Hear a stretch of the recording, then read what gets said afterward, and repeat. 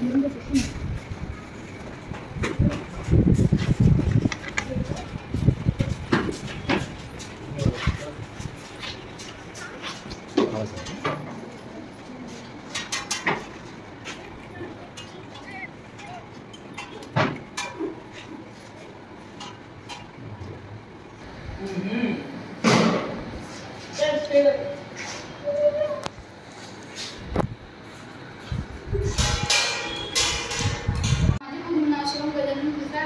एका शेतकऱ्याचा मुलगा आहे आणि आमच्या शेतात व आमच्या आजूबाजूच्या शेतात हे वाले जंगली प्राणी पक्षी येतात, म्हणून आम्ही हे यंत्र तयार केले आहे। आत्मनिर्भर भारत अंतर्गत बॅटचा 2025 याच्यात एक पंखा आहे, एक व्हील आहे, एक रॉड आहे, एक टाट आहे,